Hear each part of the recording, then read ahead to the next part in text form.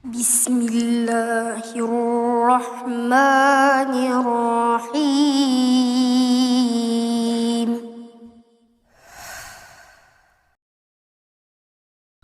Bismillahirrahmanirrahim. Assalamualaikum warahmatullahi wabarakatuh.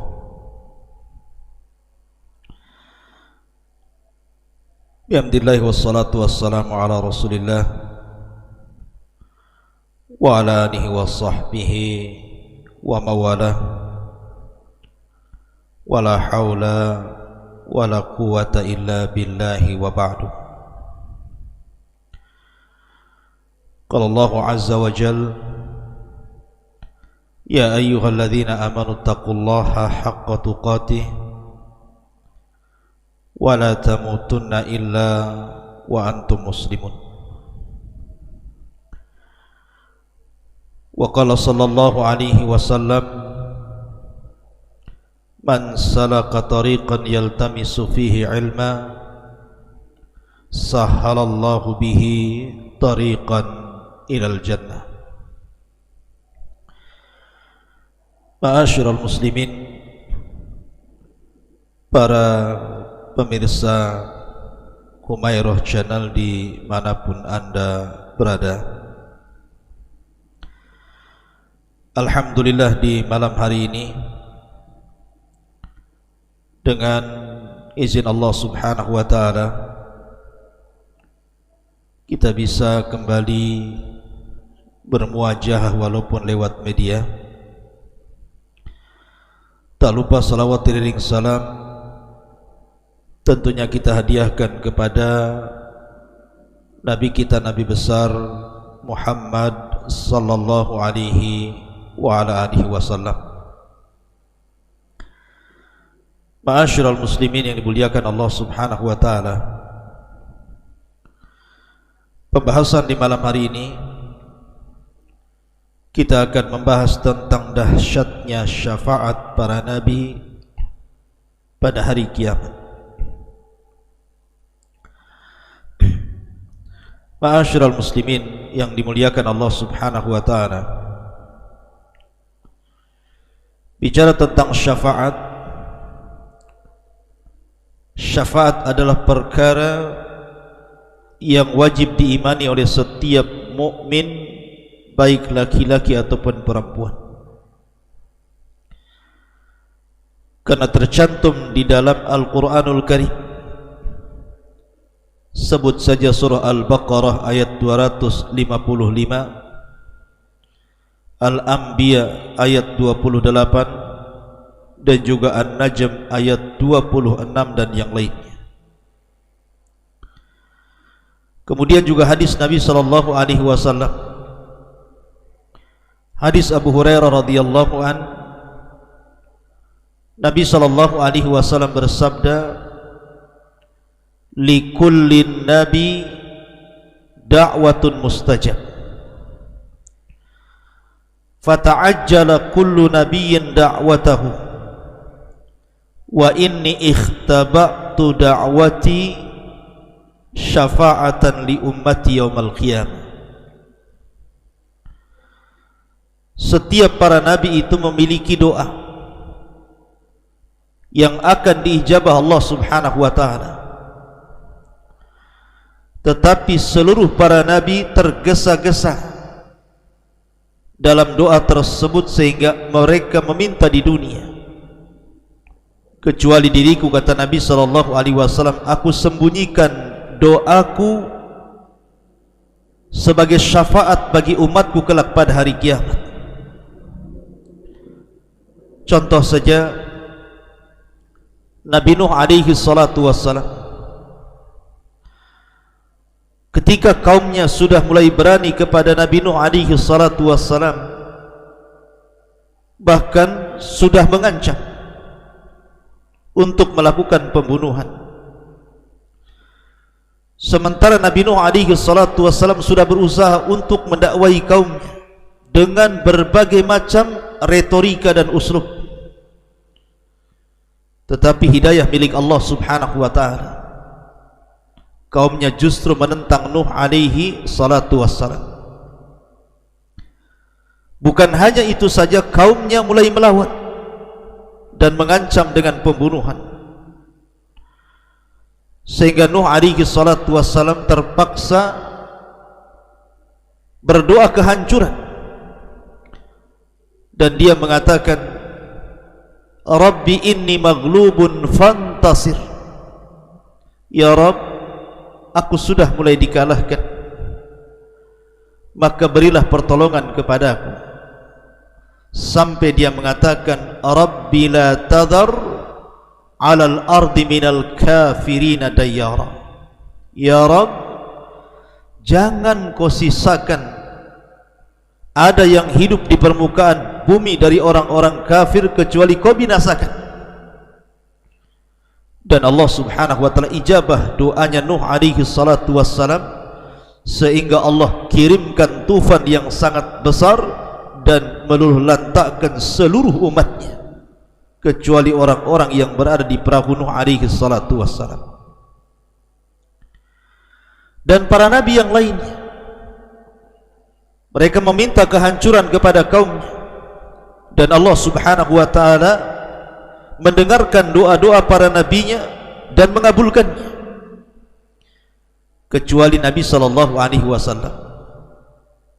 Dia mengatakan, wa inni ikhtaba'tu da'wati syafa'atan li ummati yaumal qiyamah, tetapi aku sembunyikan doaku ini untuk kujadikan syafaat pada hari kiamat bagi seluruh umatku. Makanya ketika dua malaikat penjaga bukit yang ada di negeri Taif menawarkan untuk melemparkan dua bukit itu kepada penduduk Taif yang sudah menyakiti Rasul, Nabi sallallahu alaihi wasallam tidak melakukan seperti yang dilakukan Nuh alaihi salatu wasallam. Tapi Nabi sallallahu alaihi wasallam mengatakan, Allahumma hdi biqaumin fa innahum la ya'lamun, ya Rabb, berikan saja petunjuk kepada mereka, kirimkan saja hidayahmu kepada mereka, karena mereka kaum yang tidak tahu bahwa saya ini seorang nabi.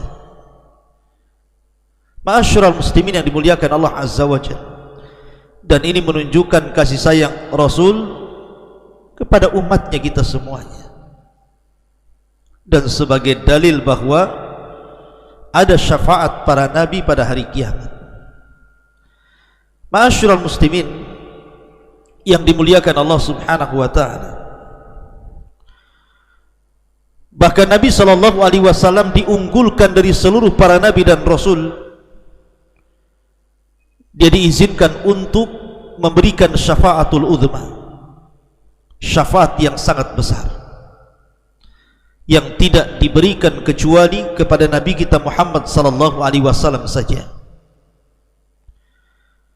Dan ini disabdakan oleh Nabi sallallahu alaihi wasallam, u'titu khamsan lam yu'tahunna ahadun minal anbiya'i qabli. Aku diberikan 5 perkara yang mana belum pernah diberikan kepada siapapun dari kalangan nabi sebelumku. Salah satunya Nabi sallallahu alaihi wasallam mengatakan, wa u'titu syafa'ah, dan aku diberikan syafaat. Artinya di sini syafaatul uzma, karena seluruh para nabi memberikan syafaat, tetapi syafaatul uzma, syafaat yang sangat besar, tidak diberikan kecuali kepada Nabi sallallahu alaihi wasallam. Bagaimana kisahnya? Kenapa syafaatul uzma ini hanya diberikan kepada Nabi kita Muhammad sallallahu alaihi wasallam saja, dan tidak diberikan kepada para nabi bahkan rasul sebelum Muhammad sallallahu alaihi wasallam saja? Ma'asyiral muslimin yang dimuliakan Allah subhanahu wa ta'ala, disebutkan tentang kisah syafaatul uzma ini. Ketika Allah subhanahu wa ta'ala mengumpulkan seluruh manusia, sejak manusia yang awal sampai yang terakhir, Anda bisa bayangkan berapa jumlah manusia kala itu berkumpul di padang mahsyar. sejak zaman Nabi Adam manusia pertama sampai orang yang terakhir meninggal saat kiamat dibangkitkan. Tentu jumlahnya tidak ada yang tahu kecuali Allah Subhanahu wa ta'ala. Lah manusia sebanyak itu dikumpulkan di padang mahsyar, kemudian matahari didekatkan 1 mil di atas kepala, kemudian keringat dicucurkan dari badan-badan mereka karena panas yang bersangatan. Tidak ada makanan, tidak ada minuman. Posisi mereka hanya bisa berdiri dan tidak bisa duduk apalagi berbaring. Yauma yaqumun nasu li rabbil alamin. Pada hari manusia semua berdiri di hadapan Allah Subhanahu wa ta'ala, Rabb semesta alam. Dahsyat luar biasa. Manusia kebingungan. Mereka tidak tahu apa yang harus mereka lakukan. Mereka tidak tahu harus mengadu ke mana. Kondisi mereka luar biasa, sangat mengkhawatirkan dan menyedihkan. Sehingga akhirnya kemudian mulailah manusia itu berpikir untuk mendatangi para nabi. Maka mulailah seluruh manusia mendatangi Nabi Adam alaihi salatu wassalam, kemudian mengatakan, "Ya Adam, anta abul bashar, khalaqakallahu biyadihi wa nafakha fika min ruhihi wa amara al-malaikata fasajadu lak ishfa' lana ila rabbik ala tara ila ma nahnu fi." Maka mulailah mereka berdialog dengan Adam alaihi salatu wassalam. Mereka mengatakan, "Ya Adam, bukankah engkau adalah bapak kami, bapak manusia semuanya? Bukankah Allah Subhanahu wa ta'ala telah menciptakan dirimu dengan tangannya, meniupkan langsung ruh ke dalam hatimu, kepada jasadmu oleh Allah Azza wa Jalla, dan Allah memerintahkan malaikat untuk sujud kepadamu dan mereka sujud kepadamu. Ishfa' lana ila rabbik, mintalah syafaat kepada Rabbmu untuk kami ya Adam. Ala tara ila ma nahnu fi, tidakkah kau lihat bagaimana kondisi kami? Tidakkah sedih dan iba melihat kondisi seluruh turunan wahai Adam?" Tapi apa jawaban Adam alaihi salatu wassalam? Adam alaihi salatu wassalam tidak sanggup memberikan syafaat kepada seluruh turunannya, sehingga dia memberikan uzur kepada kita semua dan mengatakan, "Inna rabbi qad ghadibal yawma ghadban lam yaghdab qablahu mithlahu wa lam yaghdab qablahu wa lam yaghdab mithlahu ba'dahu." Kata Adam alaihi salatu wassalam, "Aku tidak bisa memberikan syafaat kepada kalian karena Rabbku pernah murka kepadaku dengan kemurkaan yang belum pernah ia murka sebelum dan sesudahnya." Apa kemurkaan Allah kepada Adam sehingga Adam tidak bisa berikan syafaat kepada seluruh turunannya? Adam memberitahu, "Innahu qad nahani anis syajarati fa asaitu." Dulu waktu di sorga kata Adam, "Aku pernah dilarang tidak boleh mendekati pohon yang dilarang oleh Allah Subhanahu wa ta'ala, tetapi aku bermaksiat akan perintah Allah Azza wa Jalla sehingga aku diturunkan dari sorga ke bumi." Maka Adam mengatakan, "Nafsi, nafsi, nafsi, nafsi." Uruslah diri kalian, uruslah diri kalian. Tapi Adam alaihi salatu wassalam menyarankan, "Idhabu ila ghairi, idhabu ila." Sebaiknya kalian menyingkir dari diriku, pergi dari sisiku, temuilah Nuh alaihi salatu wassalam, barangkali dia bisa memberikan syafaat kepada kalian. Maka ketika Nabi Adam alaihi salatu wassalam tidak sanggup memberikan syafaat kepada kita umatnya, anak turunannya. Maka bergeraklah seluruh manusia menemui Nuh alaihi salatu wassalam.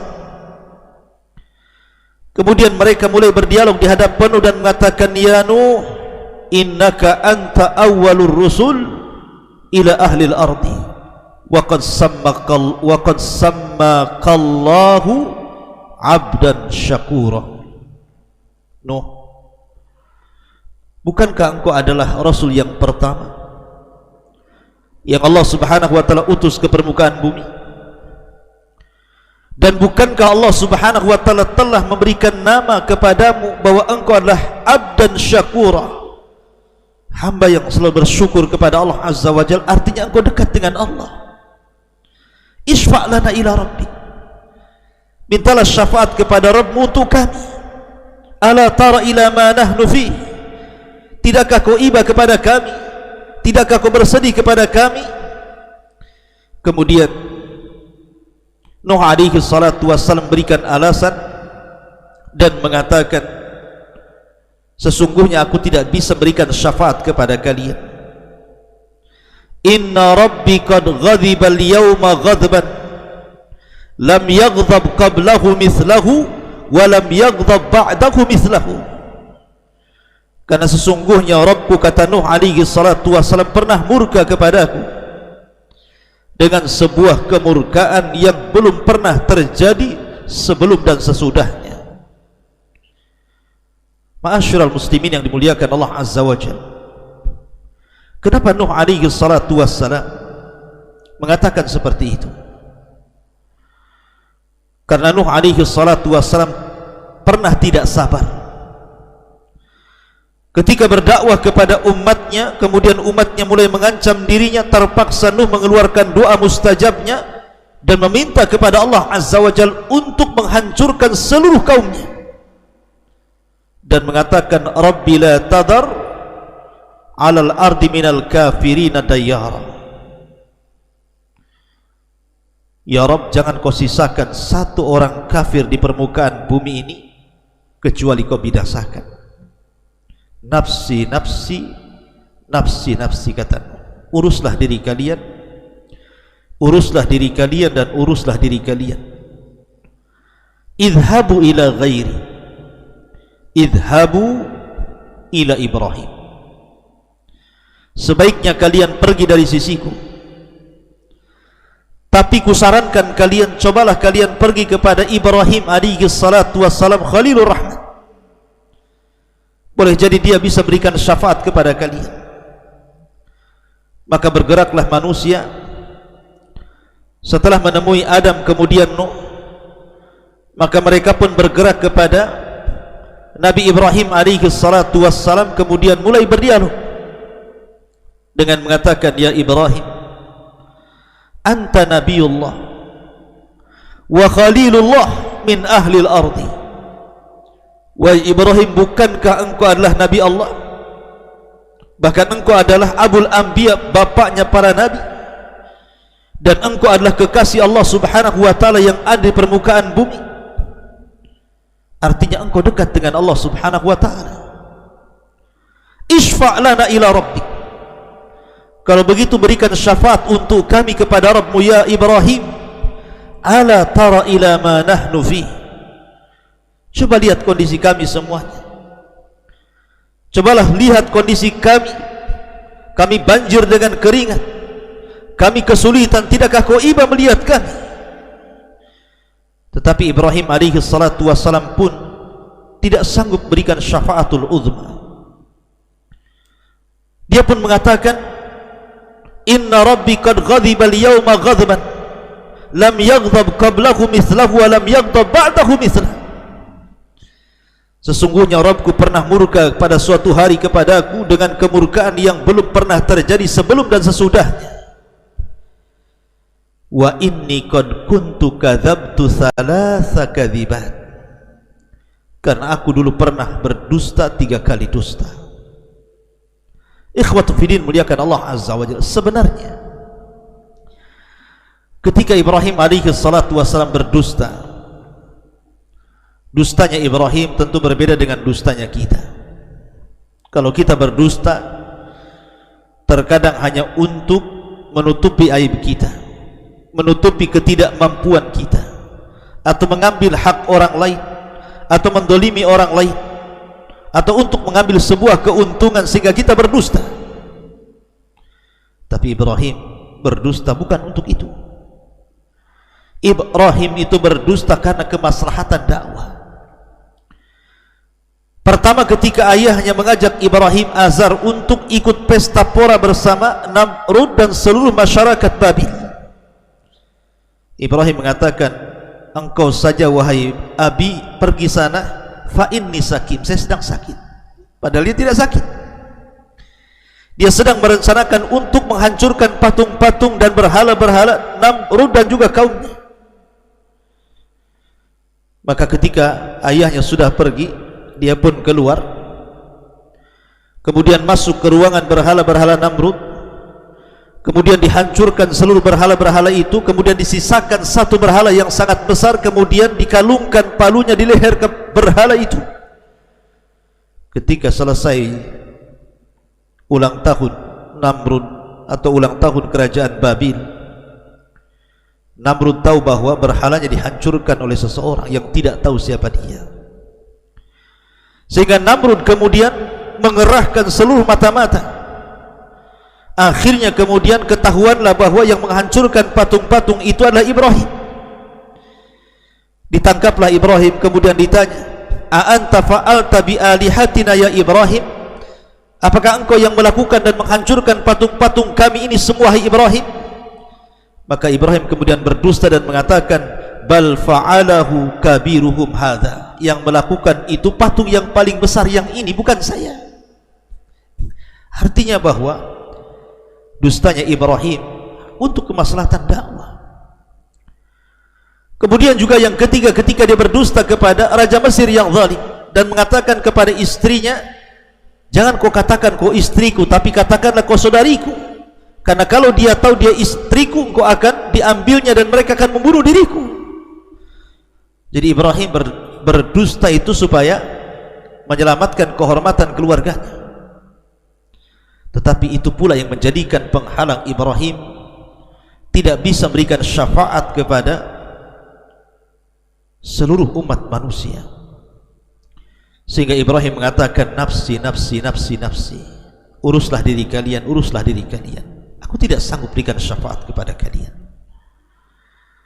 Tapi Ibrahim mengatakan, idhabu ila ghairi, idhabu ila Musa, sebaiknya menyingkirlah kalian dariku, coba temui Musa, barangkali Musa bisa memberikan syafaat kepada kalian. Bergeraklah manusia mengarah kepada Musa alaihi salatu wassalam. Mulailah kemudian mereka berdialog dengan Musa dan memuji Musa dan mengatakan, ya Musa anta Rasulullah, faddalakallahu birisalatihi wa bikalamihi ala nas. Wahai Musa, engkau adalah utusan Allah. Allah utamakan dirimu dengan risalahnya, dengan kalamnya. Engkau adalah kalimullah, artinya engkau bisa bicara dengan Allah azza wa jalla. Engkau berbeda dengan para nabi yang lainnya. Engkau bisa berdialog langsung dengan Allah tanpa perantara. Isfa' lana ila rabbik, cobalah kau datang kepada Rabbmu, mintakan syafaat untuk kami semua. Ala taro ila ma nahnu fi, tidakkah kau iba melihat kondisi kami wahai Musa? Lihat kondisi kami, kami kepanasan, keringat bercucuran, sebagian kami tenggelam dengan keringatnya, tidak ada makanan, tidak ada minuman, kami kesulitan wahai Musa. Tidakkah kau iba melihat kondisi kami? Maka Nabi Musa alaihi salatu pun berikan udzur bahwa dia tidak sanggup berikan syafaat itu, dan dia mengatakan, inna rabbi qad ghadiba al-yawma ghadban lam yaghdab qablahu mithlahu wa lam yaghdab ba'dahu mithlah. Maaf saja, aku pernah mendapatkan kemurkaan Allah, dan Allah tidak pernah murka sebelum seperti itu ataupun sesudahnya kepadaku. Wa inni qad qataltu nafsan, aku sudah pernah membunuh jiwa. Ma'asyiral muslimin yang dimuliakan Allah subhanahu wa ta'ala, Musa alaihi salatu wassalam ketika membunuh seseorang itu bukan karena ada unsur kesengajaan, tidak. Dia sedang lewat, kemudian ada anak muda dari Bani Israel, dari kabilahnya Musa, sedang berkelahi dengan anak muda dari kabilah Kipti, kabilahnya Fir'aun. Dan anak muda dari kabilah Bani Israel ini hendak mengambil haknya kepada anak muda dari kabilah Kipti. Jadi Bani Israel ini, anak muda dari Bani Israel, posisi yang benar. Musa sedang lewat, kemudian anak muda ini mengatakan, "Ya Musa, tolonglah diriku, aku tidak bisa untuk membela diri atau mengalahkan anak muda itu." Maka Musa pun kemudian menolong anak muda itu. Kemudian ketika Musa diserang, maka Musa menangkis dengan tangannya, kemudian anak muda itu terpental. Tiba-tiba anak muda itu meninggal. Artinya Musa tidak ada unsur kesengajaan untuk membunuh orang, tapi sebab itu pula Musa tidak bisa berikan syafaat kepada seluruh manusia. Sehingga Musa mengatakan, "Nafsi, nafsi, nafsi, nafsi, uruslah diri kalian, uruslah diri kalian, uruslah diri kalian. Idhabu ila ghairi, idhabu ila Isa bin Maryam. Sebaiknya kalian pergi dariku, cobalah kalian temui Isa bin Maryam, boleh jadi dia bisa memberikan syafaat kepada kalian." Fayatuna Isa, mulailah mereka datang kepada Isa bin Maryam. Fayaqulun, dan mereka mulai berdialog dengan Isa dan mengatakan, "Ya Isa, anta Rasulullah wa kalimatuhu alqaha ila Maryam wa ruhum min wa kallamta an-nasa fil mahdi sabiyya." Wahai Isa, engkau adalah utusan Allah dan kalimatnya kun yang Allah subhanahu wa ta'ala berikan kepada Maryam, kemudian Allah meniupkan ruh kepada dirimu dan engkau bisa bicara ketika engkau dalam ayunan atau pangkuan, kau masih bayi, kau sudah diberikan mukjizat bisa bicara. Artinya kau sangat diistimewakan Allah, kau dekat dengan Allah. Cobalah bicara dengan Allah. Isfa' lana ila rabbik, mintalah syafaat kepada Rabbmu untuk kami wahai Isa. Ala taro ila ma nahnu fi, tidakkah kau iba melihat kondisi kami? Tetapi Musa tidak menyebutkan uzurnya, sebagaimana nabi-nabi sebelumnya berikan uzur kenapa tidak bisa berikan syafaat. Tapi Isa hanya mengatakan, idhabu ila ghairi, idhabu ila Muhammad sallallahu alaihi wasallam. Cobalah kalau kalian pergi kepada Muhammad sallallahu alaihi wasallam, boleh jadi dia bisa berikan syafaat untuk kalian. Maka mulailah fayatuna Muhammadan sallallahu alaihi wasallam, mereka mendatangi Rasul sallallahu alaihi wasallam dan mulailah mereka berdialog dengan Nabi sallallahu alaihi wasallam. Mereka mengatakan, "Ya Muhammad, anta Rasulullah wa anta khatamul anbiya'i war rusul wa qad ghafara Allahu laka ma taqaddama min dhanbika wa ma ta'akhkhar. Isfa' lana ila rabbik." Wahai Muhammad, bukankah engkau adalah utusan Allah? Engkaulah yang mengakhiri seluruh kenabian dan seluruh kerasulan, dan Allah sudah mengampuni dosamu yang telah, yang sedang dan yang akan datang. Cobalah minta syafaat kepada Rabbmu untuk kami wahai Muhammad. Tidakkah kau melihat kondisi kami? Ala tara ila ma nahnu fi, tidakkah kau iba melihat kami wahai Muhammad? Akhirnya kemudian Nabi SAW ada mengatakan, ana laha, akan ku coba. Maka Nabi SAW fantalaqa, beliau pun pergi menemui Allah subhanahu wa ta'ala. Kata Nabi SAW, fa'ati tahtal arshi fa'aqa'u sajidan li rabbi. Aku pun, kata Rasul, mulai mendekati Allah subhanahu wa ta'ala di bawah arsy.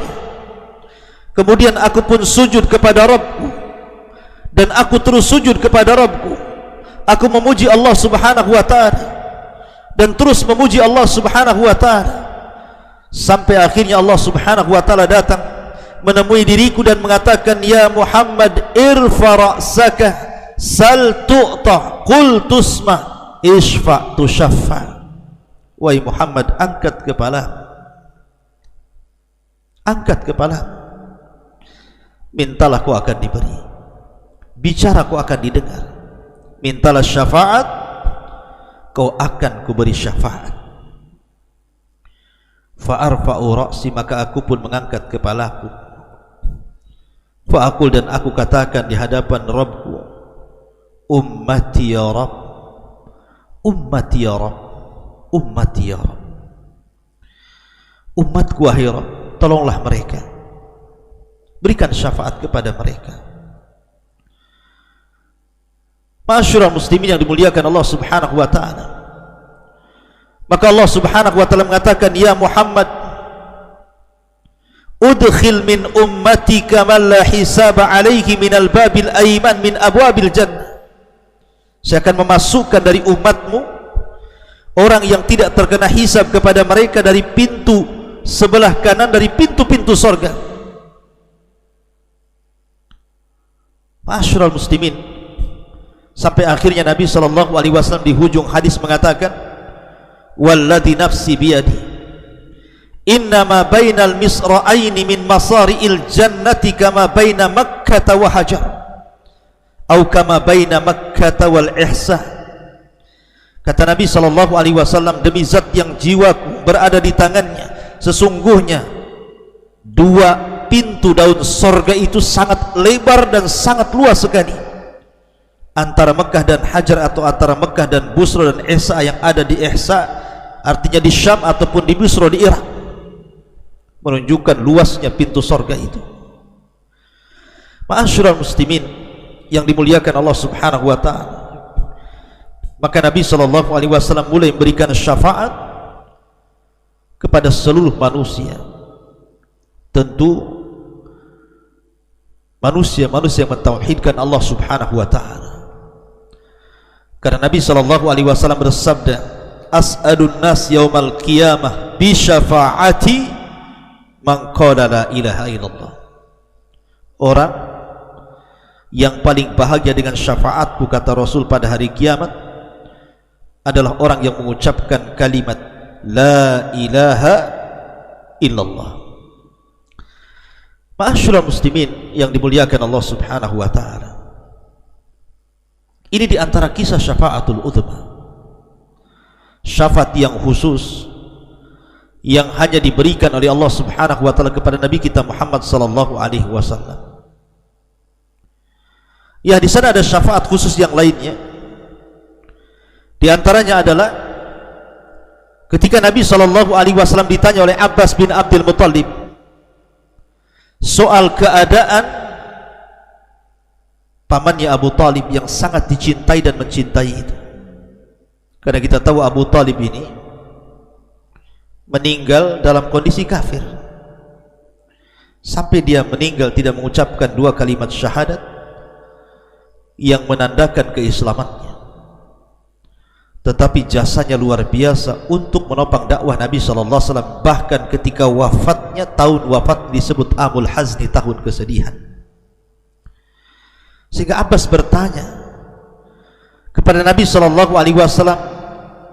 ya Rasulullah, hal nafa'ta Aba Talibin bi syai'in fa innahu kana yahutuka wa yaghdhabu lak.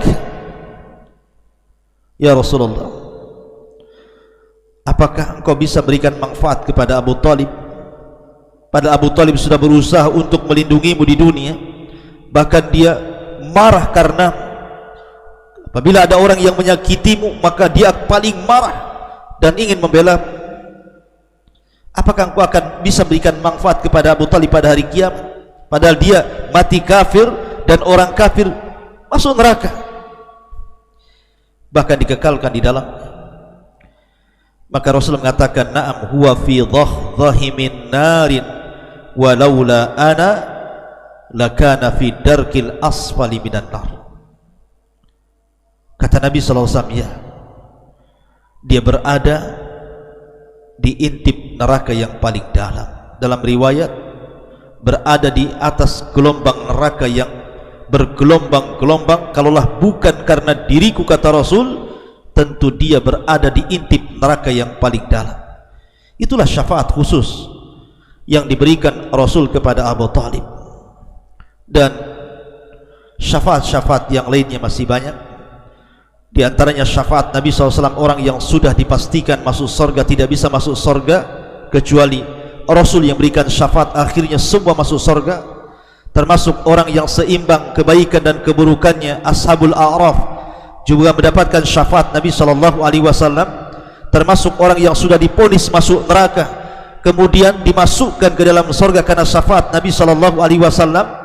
Kemudian juga orang-orang yang sudah menjadi intip neraka, mereka sudah gosong, sudah terbakar dengan neraka, kemudian mereka pun dilempar ke narul hayah, ke sebuah sungai kehidupan, akhirnya mereka pun bisa masuk surga.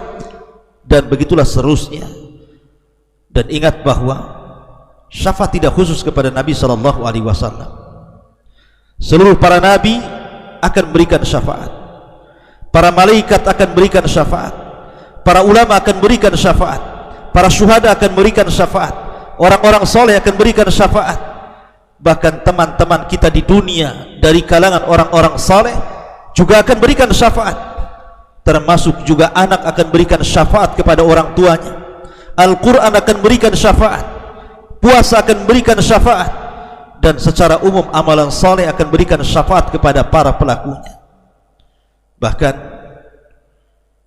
ketika manusia meniti siratal mustaqim,